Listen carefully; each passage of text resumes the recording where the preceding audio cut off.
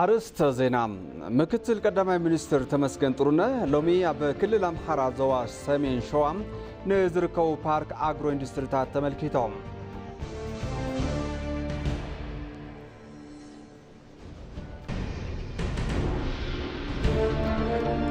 አፈ ጉባኤ ቤት ምክሪ ፌዴሬሽን አገኘው ተሻገር መዓልቲ ብሔር ብሔረሰባትን ህዝባትን ኢትዮጵያ ብሔራዊ ምርድዳእ ዘምጽኡ ክብሉ ተዛሪቦም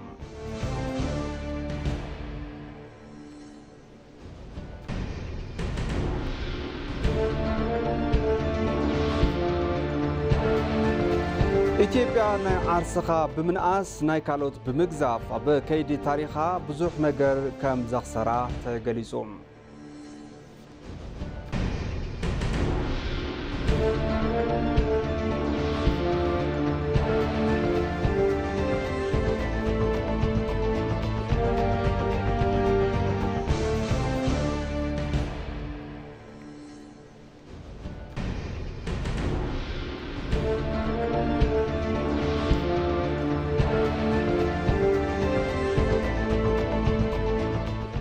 سلام تعنا هبلي زخوركم تملكتي كما يتمسيو لكع ساعات حدا خوينو كم تلمود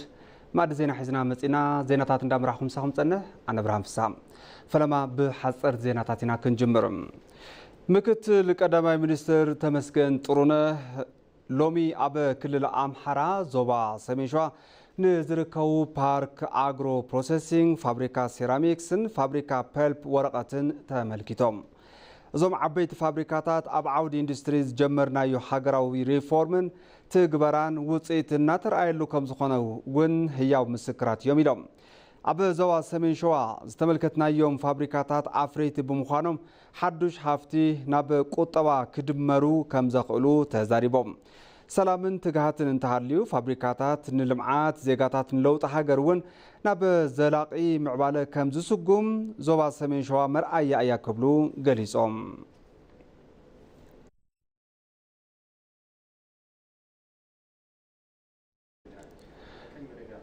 اف غوباي بيت مخري فيدريشن اغنيو تشاغر بعال معالتي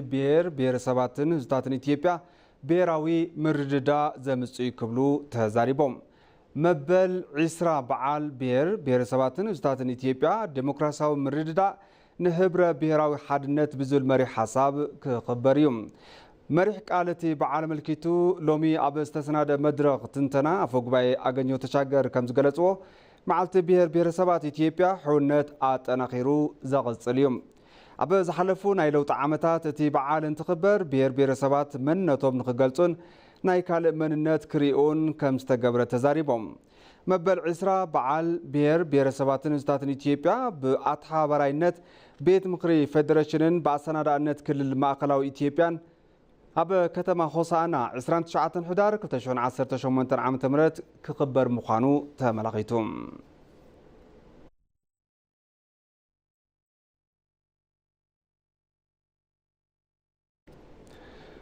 مبل 9 عامت معالتي مسرتا حيل اير اب زقصل 21 حدار اب كتما بشفتو باستفلاليو مدلاوات كخبريوم وانا ازازي حيل اير ليتنال جنرال يلما مرداسا تبع ملكيتوم ابزهابو مغلصي كمزبلو نحيل اير اثيوبيا بزمت درجه نمطياش بزحات سرعتي ممحاش ناتوغنو يركبوم ኢትዮጵያ ካብ ሃገራት አፍሪካ ቀዲማ ሓይል አየር ከም ዝተዓፀቀት ዘዘኻኸሩቶም ዋና አዛዚ ሉዓላውነት ሃገር ኣብ ምሕላው ሓላፍነቱና ተዋፅኦ ዝርከብ ዓብይ ትካል ይውን ኢሎም ከንቲባ ከተማ ቢሸፍቱ አለማየሁ አሰፋ ብግዶም እቲ ምምሕዳር ከተማ እዚ በዓል ብግቡእ ንምትንጋድ ተግባራት ቅድመ ምድላው ከም ዝተወገነ ኣዘኻኺሮም ኣብቲ ንሓይል አየር ብሙሉእ ዓቕመይ ክጎይ እየ ብዝብል መሪ ሓሳብ ዝኽበር በዓል ናይ 10 ኪሎ ሜትሮ ውድድር ጉያ ከም ዝካየድ እውን ተገሊጹሎም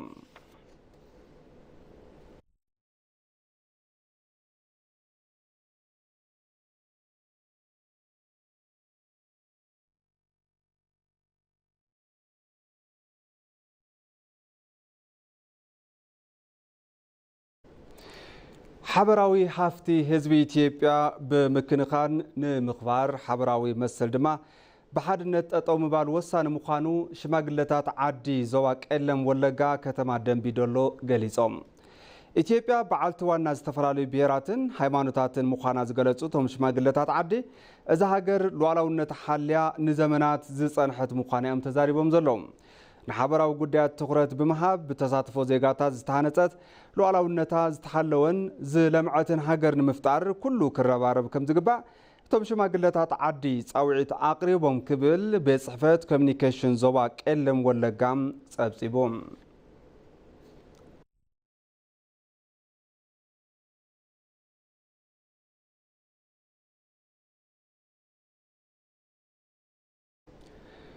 አገልግሎት መሶብ ሓደ ማእከል ክልል ሐረሪ ተመሪቁ ንአገልግሎት ክፍት ምዃኑ ተሓቢሮም አገልግሎት መሶብ ሓደ ማእከል ሐረሪ ርእሰ ምሕዳርቲ ክልል ኦርዲን በድሪን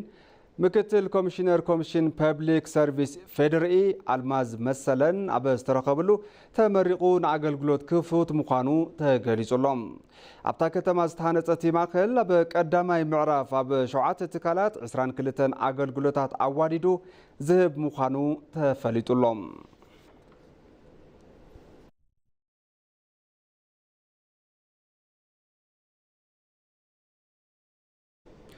ተመልከቲ ሕዝርማ ብዝርዝርና በዝሓዝናም ዜናታት ክሕልፈኩም ብሔራዊ ረብሓ ኢትዮጵያ ብዘይ ዝኾነ ፈላላይ ፖለቲካ ምኽባር ከም ዝግባእ ተነሓናሕቲ ውድባት ፖለቲካ ገሊጾም ብሔራዊ ረብሓ ንሓደ ፓርቲ ዝድግፍ ጉዳይ ከም ዘይኮነ እውን ሓቢሮም ኣለው ንጸብጻብ ሳዳት ከማል ዳሃብ ያሲን ከም ስዕብ ከተቕርባ እያ ብሔራዊ ረብሓ ሓንቲ ሃገር ኣብ ሰለስተ ጉዳያት ይምስረት ህልውና ግዝኣት ድሕንነት ዜጋታትን ባህላዊ ትውፊትን ክኸውን ከም ዝግብኦ ድማ ምሁራት ይገልጹ ኣሜሪካዊ ፖለቲካል ሳይንቲስት ሳሙኤል ሃንቲንግተን The Erosion of American Interest ኣብ ዝብል ጽሑፉ ብሔራዊ ረብሓ እንተብርህ ብሔራዊ ረብሓ ናይ ሓንቲ ሃገር ህዝብታታ ድሌት እዩ ነዚ ድሌት ንምፍጻም ድማ ህዝብታት ሃፍቶምን ድሌቶምን ይግብሩ ይብል ኣብ ወርሒ ሓምለ 2017 ዓመተ ምህረት ኣብ ኢትዮጵያ ዝንቀሳቐሱ ፓርቲታት ፖለቲካ ኣብ ጉዳይ ኩነታት ሰላም ሃገርን ብሔራዊ ረብሓን ኣብ ዘረጋግጹ ኩነታት ብሓባር ንምስራሕ ምስምዖም ይዝከር እዚ ስምምዕነት ዝተፈረመልቶም ውድባት ፖለቲካን ኣፈላላዩምን ከም ዘሎ ኮይኑ ኣብዚ ሕዚ እዋን እቲ ስምምዕነት ዝጠናኸረሉን ብፍላይ ብሔራዊ ረብሓ ብምርግጋጽ ብቐረባ ክሰርሕሉ ዝግባእ እዋን ሕዚ እዩ ይብሉ ኣብ ብሔራዊ ረብሓ ምስራሕ እውን ንህዝቢ ኢትዮጵያ ምስራሕ ምዃኑ እውን ክንግንዘብ ኣለና ይብሉ በብዙ ጉዳዮች ልንለያይ እንችላለን بوزح قدات كنفلاله نخلينا بقدة هاجر جنا أفلاله كهلونا يجبان هاجر ويربحاتنا حزنا بخمينا حزبنا نجلجل بخمي حزبنا نرب حوزبل فلينا كم فلت علنا يبرايتكم لاند هاجر ብሔራዊ ረብሓ ንሓንቲ ሃገር ሉዓላውነት ዘኽብር ልምዓት ቁጠባ ዘምጽእ ካብ ዘለናሉ ትሑት ብርኪ ቁጠባ ማእኸላይ እቶት ናብ ዘለወን ሃገራት ንገብሮ ምንቅስቓስ ዝጠቅም እዩ ተነሓናሕቲ ፓርቲታት ብሔራዊ ረብሓ ኣብ ማኒፌስቶም ብምክታት ندقفتم جنزابة كهلومن نعوتنا تقصعرون حلافنة زيجنة مخانو كفلت ويكبع مغنياتو قداي بهيرا وربحة نخلو زيجاس لازم الكات أبزانيو إثيوبيان أبزانيو مبزحتهم إثيوبياويان مبزحتيو عبيت إثيوبيا زمني بهيرا وربحة هاجرنا كينسئن كلو زكالو صعري كجبر اللوم بانس عرف فلالاي بوليتيكا ودبات أب بهيرا وربحة كتحبابرو كتحجاجزون يكبع نبل هاجراتنا ጥቅም መብት ረብሓ ሃገርና መሰል ሃገርና ንምሕላው ንምኽባር ዓለም ለኸርክብና ዲፕሎማሲና ንምጥንኻር ምዕሩይ ንኽኸውን ኣብ ፖሊሲታት ዘቕመጥናዮም ነገራት ንኣባላትና ብምፍላጥን ኣጀንዳ ብምግባር ክንደይናይ ንሰርሓሉ ኣለና ምኽንያቱ ሎሚ እንመርሖ ዘለና ውድብ ዝድግፎ ኣይኮነን ጽባሕ ኣነ ሕጺቲ መንግስቲ እየ ኢለ ንዓርሰይ ከም ፓርቲ ኣቕሚጠ ክንቀሳቐሳለን ኣብዚ ሕዚ እዋን ኣብ መንጎ መንግስቲ ዘልዕሎ ብሔራዊ ረብሓ እዛ ሃገር ቅድሚ ዓመታት ዝሰኣነቶ በር ባሕሪ እቲ ሓደ እዩ እዚ ሕቶ ኣብዚ እዋን እዚ ምልዓሉ ግቡእን ክሳብ ሕዚ ምጽንሑ ድማ ነዛ ሃገር ዋጋ ከም ዘኽፈላ ተነሓናሕቲ ፓርቲታት ይገልጹ እኔ አሁን መነሳቱ በዚህ ሰዓት የውይይት አጀንዳ ሆኖ መነሳቱ እንደም ዘግይተናል ኣብዚ ሕዚ ሰዓት ኣጀንዳ ኮይኑ ምልዓሉ ነስሓዩ ክግባአና ዘለዎ ምኽንያቱ ዶንጊና ኢና ገና ንልዕሎ ኢና ዘለና ንሕና ቀዲምና አልዕልናዮ ንታሕቲ ኮር ነይርጎ በቅርብ ጊዜ 30 ዓመታት ውስጥ ነው እንግዲህ ባርበር ያጣ ነው ኣብ ቀረባ እዋን ቅድሚ 30 ዓመታት እዩ በር ባሕሪ ዝሰዓና ከም ኢትዮጵያ ንዝበለት ዓባይ ሃገር ኣብ ኣፍሪካ ብካልኣይ ብርኪ በዚ ህዝቢ ዘለዎ ሃገር ኣስታት 130 ሚልዮን ህዝቢ ዘለዎ ሃገር ብዙሕ ኤክስፖርትን ኢምፖርትን ትገብር ሃገር እያ ብምዃኑ ብልክዓ በሪ ባሕሪ ክህልዋ ይግባእ ብኣንጻር ሞራልን ሕግን እውን ብዘይ ኣግባብ በሪ ባሕሪ ሳእነት ኢትዮጵያ ጉዳይ በሪ ባሕሪ ምልዓል ድሌት ኩናት ዘምስል ግዜ ነይሩ እዚ ድማ እታ ሃገር ክትረኽቦ ዝግባእ ዝነበረ ቁጠባዊ ረብሓን ዲፕሎማስያዊ ዓቕምን ከም ዘስአና እቶም ተነሓናሕቲ ፓርቲታት ይገልጹ ኖ መነሳት የለበትም እዚ ክለዓል የብሉን ክንዛተ የብልናን ኢልካ ኸዲንካ ምቕማጥ ለዋህነት እዩ ዘይምፍላጡን እዩ ኢለ እየ ዝሓስብ እቶም ተነሓናሕቲ ፓርቲታት ብሄራዊ ረብሓ ኢትዮጵያ ንምርግጋጽ ምስ ዝሰርሕ ዝኾነ ኣካል ተሓባቢሮም ከም ዝሰርሑን እዚ እውን ማእኸል ሽትኦም ምዃኑ ገሊጾም እዮም ኢትዮጵያ ናይ ዓርስኻ ብምንኣስ ናይ ካልኦት ብምግዛፍ ኣብ ካይዲ ታሪኽ ብዙሕ ነገር ከም ዘኽሰራም ይግለጽ ዘለዎ ሃፍቲ ተፈጥሮ ብኣግባቡ ኣብ ረብሓ ከይተውዕል እውን ጽዕንቶ ፈጢሩ ጸኒሑ እዩ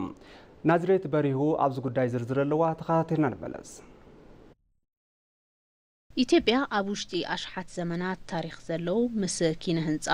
ባህልን ዓወትን ዘተሓሓዙ ብዙሓት ነገራት ዘለዎ ሃገር እኳ እንተኾነት እዚ ግና ዝግብኦ ክብሪ ክረክብ ኣይረአን እዚ ንዘመናት ዝተሳገረ ናይ ዓርስኻ ምንኣስን ናይ ወፃኢ ምግዛፍን ኣመለኻኽታ ማሕበረሰብ ጽዕንቶ እናፈጠረ ጸኒሑ እዩ ንዘመናት ትኹረት ከይተዋህቦ ሓቃዊ መንነትን ዓቕምን ኢትዮጵያ ምፍላይ ከይተኸኣለ ብምጥንሑ ንዓርስኻ ዝውሃብ ዋጋ ትሕት ክብልን ናይ ደገ ምምዕዳውን ከም ልክዕ ክቁጸር ገይሩ እዩ ታሪኽን ሃፍቲ ሰብን ምፍላጥ በአግባቡ ምጥቃም መጀመርን እዚ ጊዜ ዝጠልብ ኮይኑሎም እኛ ዓለም የኔ ቢሆኑ ብሎ የሚቀናባቸው ተዘርዝረው የማልቁ ሀብቶች ነው ያሉ ንሕና ዓለም ናተይ እንተ ዝኾኑ ኢሉ ዝቐንአሎም ተዘርዚሮም ዘይወዱ ሃፍትታት ኣለውና ብኢድና ዝሃነጽናዮ በአእምሮና ዝፈጠርናዮ ተሓባቢርና ዝኸተምናዮም ከተማታት እውን ኣለውና ዝረአዩ ዝድህሰሱ ዝንክኡ ዝምዘኑ ሃፍትታት ዓለም ብዛሃብናያ ልክዕ ብሓድግነት መዝጊቡልና እዩ ናይ ዓርስኻ ምንኣስን ንናይ ካልኦት ምግዛፍን ኣብ ውሽጢ ታሪኽ ኢትዮጵያ ዓብዪ ቦታ ኣለዎም እዚ እውን በዓልትዋና ብዙሓት ሃፍትታት ተፈጥሮን ሓይሊ ሰብን ከምኡውን መበቆለ ስልጣነን ዝኾነት ኢትዮጵያ ዘለዋ ነገር በአግባቡ ኣብ ረብሓ ከይተውዕል ጽዕንቶ ፈጢሩላ ጸኒሑ እዮም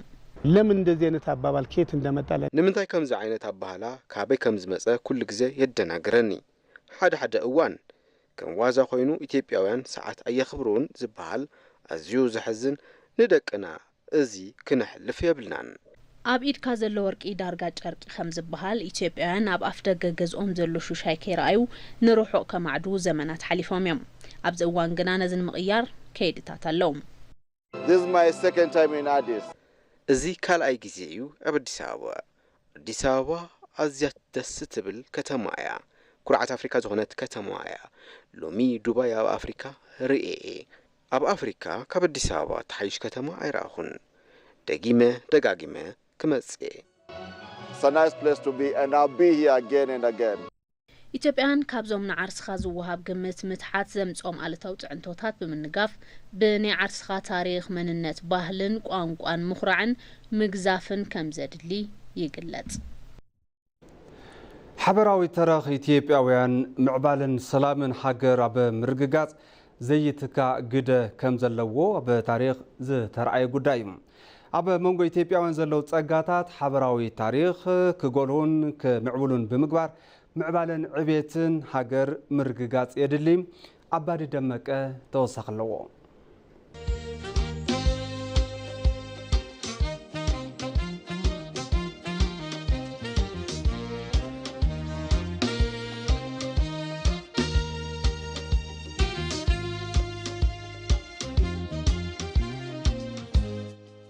ታሪኽ ኣብ ከይዲ ህንጸት ሃገር እወንታውን ኣሉታውን ግደሎ ህዝብታት ምንተ ሃገሮም ብሓድነትን ሕብረትን ጠጠው ንክብሉ እወንታው ጽልዋ ዝሕድሩ ሕሉፋት ተረኻት ኣለዉ ብተጻራር ድማ ህዝቢ ክረሓሕቕን ክጠራጠርን ኣሉታዊ ጽልዋ ዝፈጥሩ ተረኻት ኣብ ከይዲ ታሪኽ ይፍጠሩ እዮም እዚ ኣብ ከይዲ ህንጸት ሃገር ዝህልዎ ግደ እወንታዊ ብዝኾነ መንገዲ ንሃገራዊ ረብሓን ዕቤትን ምውዓል ተተኻኢሉ ንውሉድ ዝሰግር ጸገም ኣይፍጠርን ኢትዮጵያውያን ብዙሓት መግለጺ መንነት ኣለዎም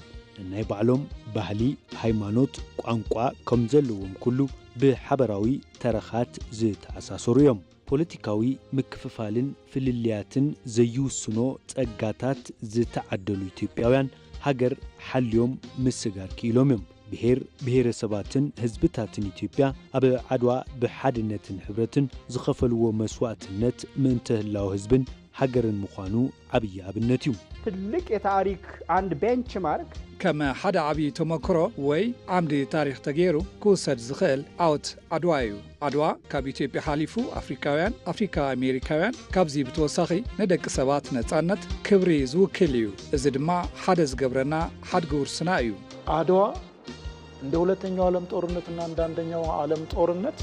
عدوا كم قداماين كالاين كنات عالم زموت تاريخ ايكونان هياويو قداماي منستر ميا عمر موتالي بمنفس عدوا تملي ابطويله ززاربكم زلخو عدوا نايت مالي زي مخانو زملاختيو أب زرعي كرداد كم زي السعان كله أب كيد تاريخ إثيوبيا ون تأجمات نيروميم بتاريخ حقات أمي نزفت أروت أجمات مفتوحانا ديخا نهنتأتن معبالن حجر أب كند موعل مكففالن مرحاقن زجاج نيرو بمدايزي وانتاوت الوا زلوهم حبراو ترخات كسفحون كمعبولون كاب مقبار ألوتاوي سلوا زحدرو زتساعتو ترخات عبيتن معبالن إثيوبيا لوتي كيمتس انكفات كوينو ማንም ኢትዮጵያዊ የጋራ የሆነ አሰባሳቢ አጀንዳ ቢፈጥርና ዝኾነ ኢትዮጵያዊ ዘተኣኻኽብ አጀንዳ ተዝፈጥር ዝርባሕ ባዕሉን ደቁን እዩ ስለዚ ዘተኣኻኽብ ዛንታታት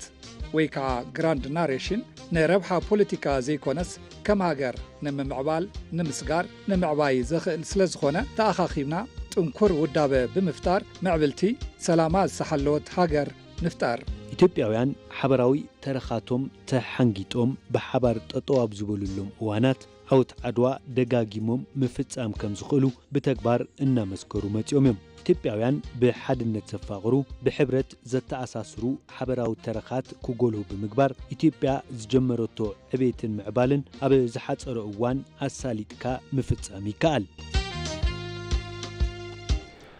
ኣብ ክልል ጋምቤላ ወረዳ ዲማ ብዝተሳለጠ ልምዓት ኮሪደር ተረባሕቲ ይኾኑ ምህላዎም ነበርቲ ገሊጾም ብፍላይ ኣብ ካቸና ዝተሳለጠ ልምዓት ኮሪደር ዝተረኸበ ውፅኢት ብምስፋሕ ይስራሕ ከም ዘሎ እዩ ተገሊጹ ዘሎ ንጸብጻብ ሚፍታሕ ዓብዱልቃድር ሙሉእ ብርሃን ግርማይ ካብ ከተማ ጋምቤላ ኣብ 400 ኪሎ ሜትር ርሕቀት ትርከብ ጣብያ ካቸና ልምዓት ኮሪደር ገጠር ብምጅማር ኣብ ወረዳ ዲማ ሞዴል ማእኸል ገጠር ምዃን ኪኢላ እያ ነበርቲ ከባቢ እውን ልምዓት ኮሪደር ገጠር ተግባራዊ ምዃኑ ምቹው ከባቢ ብምፍጣር መነባብሮኦም ንምምሕያሽ ከም ዝሓገዞም ይገልጹ መንገዷን በጣም ምርጥ ሆኗል እቲ መንገዲ ሕዚ ብጣዕሚ ጽቡቕ ኮይኑ እዩ ልምዓት ኮሪደር ብምስርሑ መነባብሮና ተቐይሩ እዩ ብወገነይ ሕጉስ እየም ምንሰማ እንዶ በሚዲያ ነው መጀመሪያ ቅድም ክብል ብሚዲያ ኢና ንሰምዖ ነርና ኣብ ከተማ አዲስ አበባ ልምዓት ኮሪደር ከም ዝተሰርሐ ሰሚዕና ነርና ኣብ ገጠር ክመጽዩ ዝብል ትጽቢት ኣይነበረናን በማብራት ላይ ማብራት ማለት የኮሪደር ልማት ኣብ ልዕሊ መብራህቲ ካልእ መብራህቲ ዝረኣና ኣብ ልምዓት ኮሪደር እዩ መብራህቲ ኣብ ዝጠፍኦ ሰዓት እውን ሶላር ስለ ዝተገጠመሉ ይሰርሕ እዩ ዋና መሓደሪ ወረዳ ካቸና ኣይተ ፒዮጅሉ እውን ቅድሚ ሕዚ ኣብቲ ከባቢ ዝነበረ ጸገም ጸጥታ ተፈትሑ ሰላም ከም ዝዓሰለ ብምግላጽ ብስራሕቲ ኮሪደሩን ሞዴል ማእኸል ገጠር ምፍጣር ከም ዝተኻእለ ይሕብሩ የገጠር ኮሪደር ልማት ፕራይም ሚኒስትር ባወጣው ኢኒሼቲቭ መሰረት ወረዳ ልምዓት ኮሪደር ገጠር ቀዳማይ ሚኒስትር አብይ አሕመድ ብዝጀመርዎ ምንቅስቃስ መሰረት አጀሚርና ኢና 160 ዝኾኑ ፖላት መብራህቲ ተተኺሎም እዮም መብራህቲ እንትህሉን ኣብ ዘየለሉን እዋን ንኽሰርሕ ሲስተም ተሰሪሑሉ እዩ ተሳትፎ ማሕበረሰብ ዝለዓለ እዩ ቅድሚ ሕዚ ጣብያ ተሰና ሰብ ዝቕተለሉ ገበን ዝተበረኸተሉ ጣብያ እዩ ነይሩ ሕዚ ግና ሰላም እዩ ሰፊሕ ሓፍቲ ማዕድን ዝርከበላን ብርክት ዝበሉ ነበርቲ መነባብሮኦም ዝመርሑላ ኣብ ወረዳ ዲማ ትርከብ ጣብያ ካቸና ኮሪደር ገጠር ብስፍሓት እናሳለጠት ትርከብ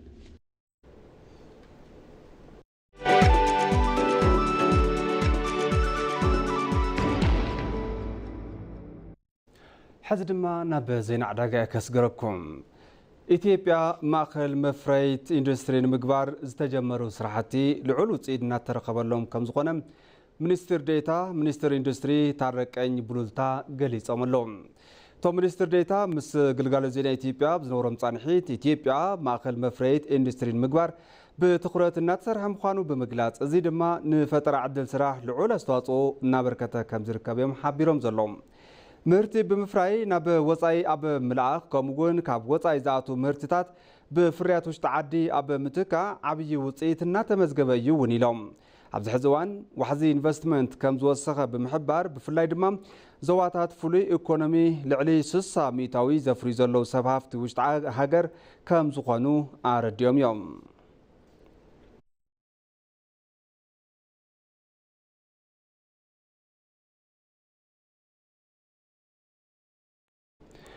ባንኪ ንግዲ ኢትዮጵያ ሲቢኢ ኣብ ኢደይ ዝተባሃለ ዲጂታል ኣገልግሎት ዕቋርን ልቃሕን ሎም መዓንቲ ዕላዊ ገይሩ ኣብቲ መጀመሪ ስነ ስርዓት ተጠባባቂ ፕሬዚዳንት እቲ ባንኪ ኣይተ ኤፍሬም መኩርያን ካልኦት ላዕለዎት ኣመራርሓ ትካላትን ተረኺቦም ኣለው ኣይተ ኤፍሬም ኣብቲ እዋን ከም ዝበልዎ ባንኪ ንግዲ ዘበኑ ዝጠልቦም ሓደሽቲ ኣገልግሎታት ብምትግባር ቁልጡፍን ዘተኣማምንን ኣገልግሎት እናሃበ ይርከብ እቲ ኣዋህባ ኣገልግሎት ብቴክኖሎጂ ብምሕጋዝ ዲጂታል ንምግባር ዝተጀመረ ስራሕቲ ተጠናኺሩ ከም ዝቐፀለ እዮም ተዛሪቦም ዲጂታል ኣገልግሎት ዕቋርን ልቃሕን ሲቢኢ ኣብ ኢደይ ክሳብ 150,000 ብር ዝኸውን ልቃሕ ብዘይ መትሐዚ ንምርካብ ዘኽእል እዩ ኢሎም እቲ ኣገልግሎት ንምርካብ ድማ ናይ ትካላት ሰራሕተኛታት ወርሓዊ መሃያ ብሲቢኢ ብር ንምኽፋል ስምምዕነት ክፍፅሙ ከም ዘለዎም ኣብሪሆም ኣሎም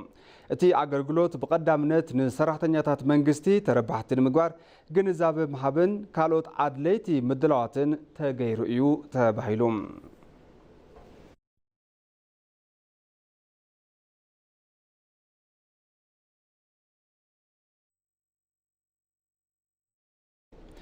ተመልከቲ ማዕድ ዜና ቅድሚ ምዛምና ቀንዲ ዜናታት ዝዕለተ ከዘኻኽረኩም ምክትል ቀዳማይ ሚኒስትር ተመስገን ጥሩነህ ሎሚ ኣብ ክልል ኣምሓራ ዞባ ሰሜን ሸዋ ንዝርከቡ ፓርክ ኣግሮ ኢንዱስትሪታት ተመልኪቶም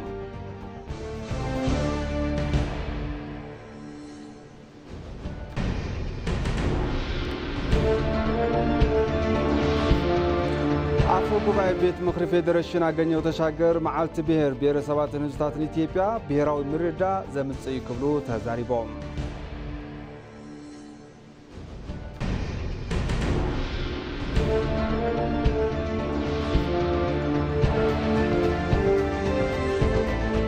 ኢትዮጵያ ናይ ዓስኻ ብምንኣስ ናይ ካልኦት ብምግዛፍ ኣብ ከይዲ ታሪኻ ብዙሕ ነገር ከም ዘኽሰራ ተገሊጹ